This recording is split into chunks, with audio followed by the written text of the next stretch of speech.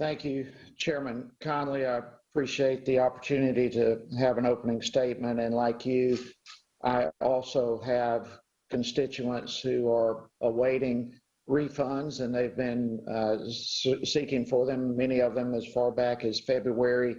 And I certainly share that. I would also just say, Mr. Chairman, that I believe it's improper for you to accuse the president or seemingly accuse him of not paying his taxes. In the first place, you don't know that. And I hope this hearing today will stay focused on issues that are germane to the topic at hand, specifically IT modernization. That is what this should be focused on, and I hope we do that.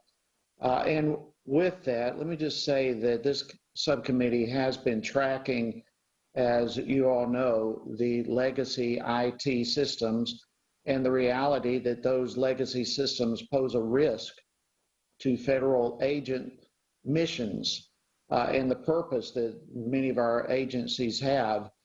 And, you know, with many of these agencies, especially the IRS, some of these older IT systems, they are very complicated and they are going to require modernization.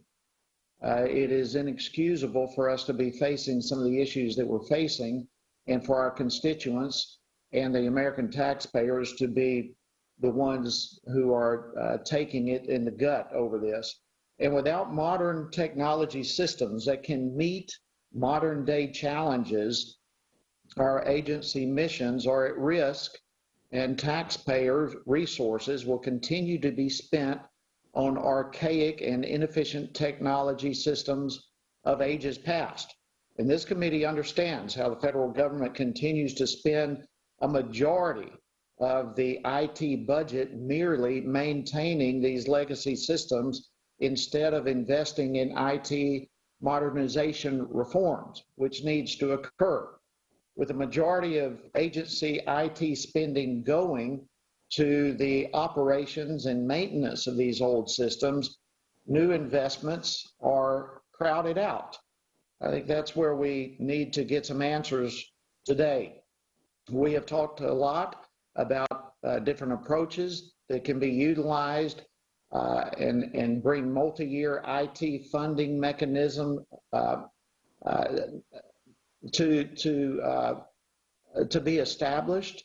I think we need to go beyond talk and start actually getting some answers and hearing what some of these agencies are doing to implement modernization efforts.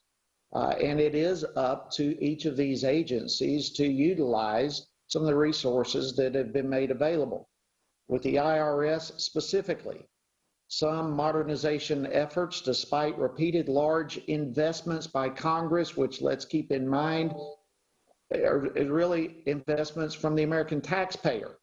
In spite of these large investments, the IRS continues to drag on and seemingly never reach completion of modernization. We need answers for those type of problems. How in the world can Congress have faith that another $1 or $2 billion or whatever it may be at the end of the day that it will be proposed by the House and the Senate will actually get anything in return? Again, I say we need answers to these questions. This committee wants to understand how these pervasive and continual challenges can be addressed. This is a bipartisan issue with potential bipartisan legislative solutions. But we have to understand the actual problems preventing agencies like the IRS from moving into modern, agile, and robust technology operation environments in the future. To be fair, we all know that in a rapid response to the global pandemic, there have been a number of emergency assistance programs that have been passed into law this year, and it has been unprecedented. We all understand that. There have been a lot of mandates that have been involved, and as a result, we have seen nearly every American taxpayer received checks, and that occurred in an extraordinarily swift manner by the IRS, and for that we're grateful. And you look back at the Economic Stimulus Act of 2008, it took weeks and weeks for that to be doled out. But like every other large enterprise in the world, the IRS has had its operational challenges related to the pandemic. We get that. There have been issues with the CARES Act stimulus payments reaching their intended destinations. There have been a number of issues, but not all the issues, and I get this as well, not all the issues and problems have been technologically related. There have been legal issues, procedural issues, workforce issues, data access challenges. But we need to understand the actual cause of problems before we can recommend any policy solutions. And I hope that the hearing today will provide some information in that regard.